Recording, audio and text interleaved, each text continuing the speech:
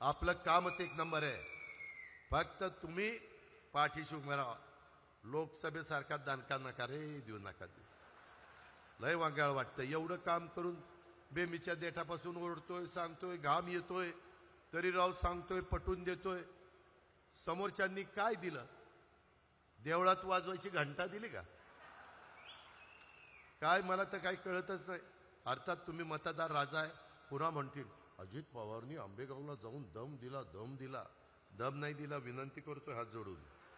त्याच्यामध्ये आता इथून पुढे शेतकरी पण मला म्हणतात दादा आमच्याकडे बिबटे झालेत, आमच्याकडे दादा रात्री विंचू, काटे, साप अडचण येते. घरचे कारभारीण म्हणते कशाला रात्री जात आहे, परंतु रात्री वीज येते 3 दिवस आणि रात्री दिवसा येते 3 दिवस. आता आम्ही ठरवलंय ही वीज माफी तुम्हाला केली. वीज माफी केली.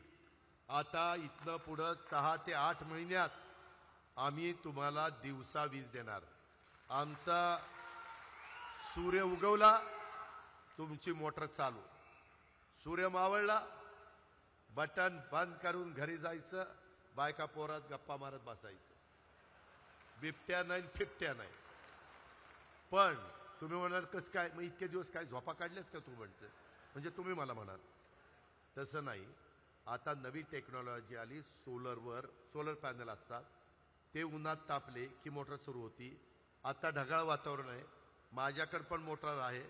मी ती ढगाळ वातावरणात माझी 500 मोटार 3चं पाणी मारती आणि 300 मोटार 2चं पाणी मारती. परंतु पावसाळ्यात सहसा आपल्याला पाणी लागतच नाही आणि काही खर्च नाही, काही नाही. आता नवीन पॅनल, आता गोडाऊन असतात ना, ही गोडाऊन नाही पण अशी गोडाऊन असतात.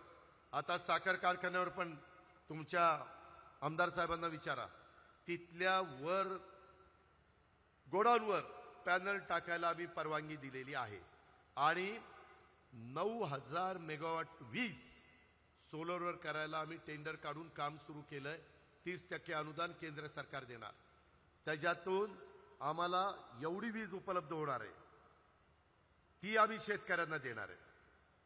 शेतकऱ्यांना सांगणार आता दिवसा पाहिजे ना, घे दिवसा.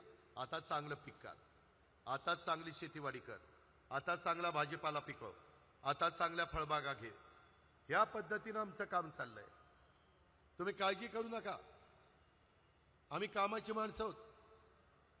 ती आम्हाला शिव्या देतात ती बिनकामाची, त्याच्यामुळे ती शिव्या देत बसली. भावनिक होऊ नका. नाहीतर आता तुम्ही आम्हाला दिलीपरावांना कधीतरी संधी दिली पाहिजे. आमचं फार पांढरं झालं. आता मी काळं करतो म्हणून काळं दिसतंय, पण फार पांढरं झालं. आता किती दिवस दम तरी किती दिवस धरायचं. बरं तिथं पण काय राहिलं नाही, फार गेलं. मग जुने फोटो बघतो, आयला किती चांगले होते केस आपले. कालच आता जुन्नरला मला दाखवलं, दादा 90चे पांडुरंग इथं बसला का पांडुरंग नाही गेला. कालच त्याने मला फोटो दाखवला. गमतीचा भाग जाऊ द्या. आपण एका परिवारातलं, महाराष्ट्र आपला परिवार आहे, त्याच्यानंतर पुणे जिल्हा आपला परिवार आहे. आम्ही पुणे जिल्ह्यातल्या सगळ्या संस्था चांगल्या चालवतो. PDCC बँक आज राज्यात नंबर 1ची बँक आहे का नाही? आहे. ती आम्ही बारकाईनं दिलीपराव लक्ष देतात म्हणून. आपले सगळे कारखाने आपल्या हाताबाहेतले चांगले आहेत की नाही? आहे. आपल्या बँका चांगल्या आहेत की नाही?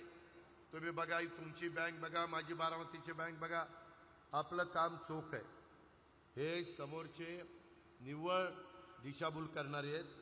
म्हणून आमची तुम्हाला सगळ्यांना विनंती आहे की आता दिलीपरावांनी सांगितलेलं आहे, आता इथं प्रांताध्यक्ष बसलेत राष्ट्रवादीचे, ते कुणाकुणाला तिकीट देणारे आम्हालाच माहीत नाही. त्यांच्याकडे अर्ज आल्यावर ते बघतील. आंबेगावमध्ये किती अर्ज आले? 4 आलेत का? मग ते मुलाखती घेणार आमच्या. कोण? सुनील तटकरे. आणि मग ठरवणार कुणाला तिकीट द्यायचं. अरे खरंच आहे, ते प्रांताध्यक्ष आहे. लोकसभेचं तिकीट माझ्या हातात आहे, मी राष्ट्रीय अध्यक्ष आहे. गमतीचा भाग जाऊ द्या. परंतु सांगायचं तात्पर्य की आया बहिणींनो, माय माऊलींनो, आमच्या बांधवांनो, आपण तरुणींनी सगळ्यांनी एकोप्यानी अतिशय चांगली अशा प्रकारचे कर्तृत्ववान माणसं सारखी त्या ठिकाणी आपल्याकडे येत नाही. आपलं नशीब समजा. आणि दिलीप वळसे पाटील साहेबांनी त्यांची भूमिका इथं व्यक्त केलेलीच आहे. महायुतीच्या निमित्तानं ती जागा राष्ट्रवादी काँग्रेस पक्षालाच मिळणार आहे, त्याबद्दल कुणाला दुमत असायचं कारण नाही. परंतु आता असा काही चमत्कार करा की आंबेगाव शिरूर विधानसभा मतदारसंघाचा पोपटराव, त्यामध्ये तुम्ही सगळ्यांनी मिळून, प्रकाश तू असशील, नाहीतर सगळेच आमचे सहकारी असतील, त्याच्यामध्ये सगळ्यांना माझी सूचना आहे, मानसिंग तुला पण सगळे, की राज्यात नंबर 1च्या मताधिक्याने हे सीट निवडून आलं पाहिजे. महाराष्ट्रातील सर्व बातम्यांचे विश्वासार्ह व्यासपीठ, सकाळच्या सर्व सोशल मीडिया प्लॅटफॉर्मला लाईक, फॉलो आणि सबस्क्राईब करा. तसंच सर्व नोटिफिकेशनसाठी बेल आयकॉन प्रेस करायला विसरू नका.